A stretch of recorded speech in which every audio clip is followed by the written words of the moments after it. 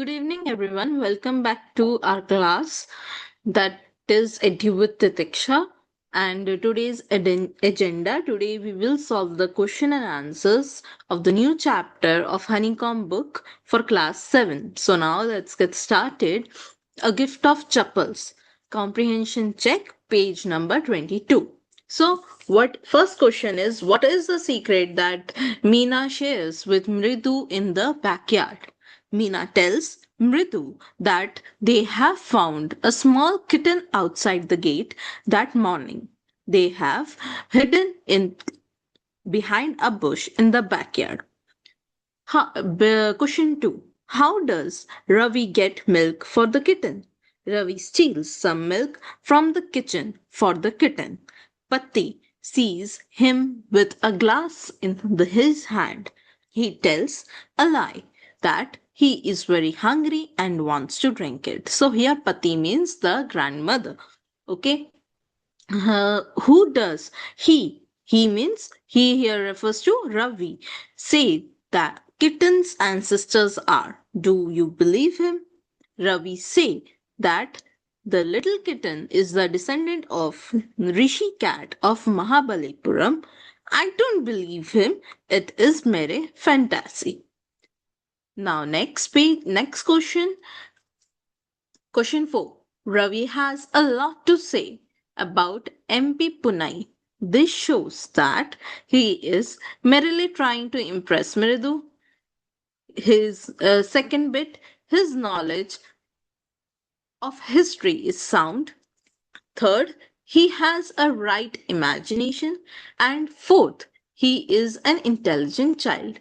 Which of these statements do you agree or disagree? So, answer is I agree to the statements are he is merely trying to impress Mridu and he has a rich imagination. Now, next, what was the noise that startled Mridu and frightened Mahendra? The noise that startled Mridu and frightened Mahendran was the crunching sound of Lali's violin. So now next,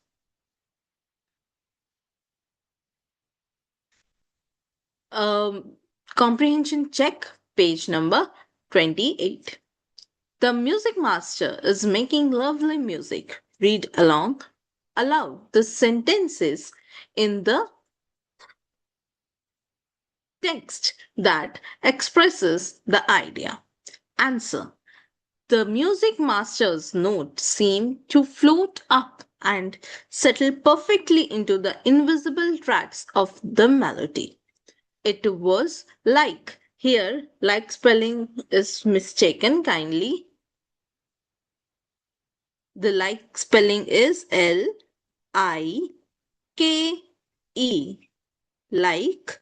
Okay, and here the spelling, the T-H-E, the. Okay.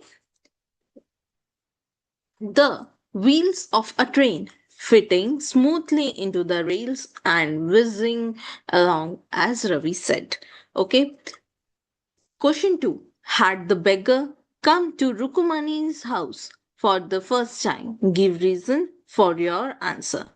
No, the beggar had not come to Rukumani's house for the first time. In fact, he had been visiting Rukumani's house for the past 1 week. He himself admitted that he had survived the past week because of the generosity of the ladies of Rukumani's house.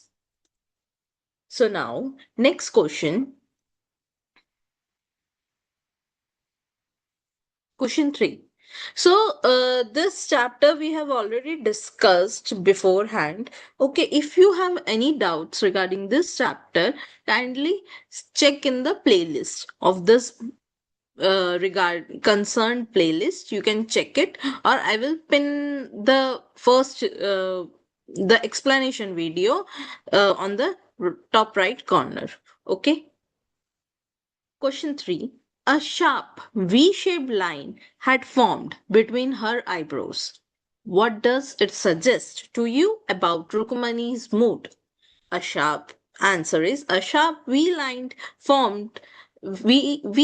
line formed between her eyebrows suggests that Rukumani was angry or upset.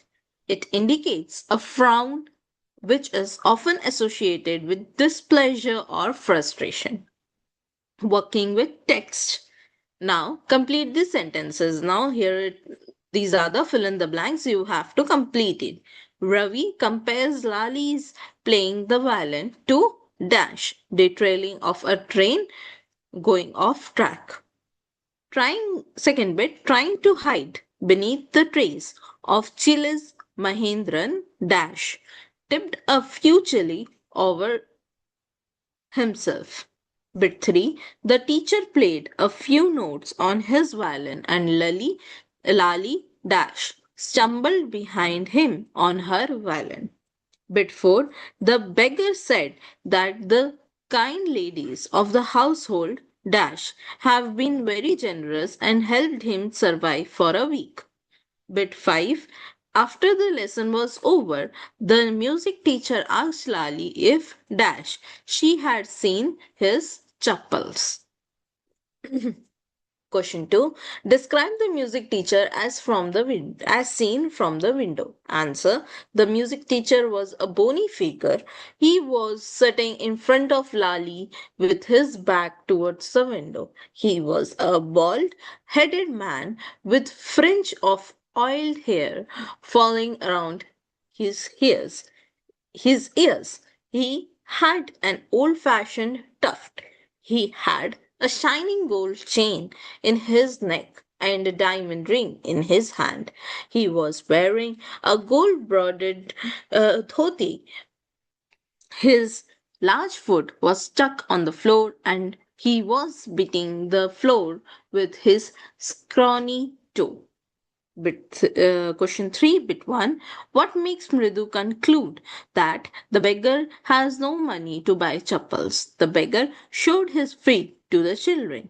There were pink blisters on his bare feet, which made Mridu conclude that he don't have the money to buy chappals. Question 3, bit 2. What does she suggest to show her concern? Answer. Mridu has concern about the beggar. She suggested giving an old pair of chappals to the beggar. Question 4. Have you children? She began, and then, seeing they were curiously quiet, went one more slowly. Seen anyone looking about the veranda? Bit 1. What do you think Rukumani really wanted to ask? Bit 2. Why did she change her question? Bit 3. What did she think had happened? Answer. Bit 1. Rukumani wanted to ask the children that they have done with the chappals. Bit 2. She changed the question, finding the children serious and quiet. She became sure that the children had something to do with the chappals. Bit 3. She thought that the children would have hidden the chappals somewhere. Question 5. On getting Gopu Mama's chappal, the music teacher tried not to look too happy. Why? Answer. Music teacher's chappal were old and but he lied to Lali, saying that they were brand new. Gopu Mama had hardly used his new chappals. The music teacher was happy getting them, but was trying to hide those feelings. He tried to show that he was upset with the children and with his loss. On getting a gift of chappals, the beggar vanished in a minute. Why was he in such a hurry to leave? Answer. The beggar was in a hurry to leave after getting the chappals because he knew that the children have got them for him without seeking the permission of elders. He feared they might be taken back from him, so he left in a hurry. Question 4. Walking towards the kitchen with Mridu and Meena, Rukumani began to laugh. What made her laugh? Rukumani was laughing, imagining Gopu Mama without his chappals. He had the habit of taking out his shoes immediately after coming home and putting on those chappals. She laughed, wondering what excuse would she give to him and what would be his reaction. So here are the question and answers of this chapter. Now the second one is working with language. Read the following sentences. So here we will read these whole sentences. This whole is a question. So bit A, if she know we have a cat, Pati will leave the house. Bit B, she won't be so upset if she know about the poor beggar with sore on his feet. Bit C, if the chappals do fit, will you really not mind? Notice that each sentence consists of two parts. The first part begins with if. It is known as if clause. Rewrite each of the following pairs of sentences as a single sentence. Use if at the beginning of the sentence.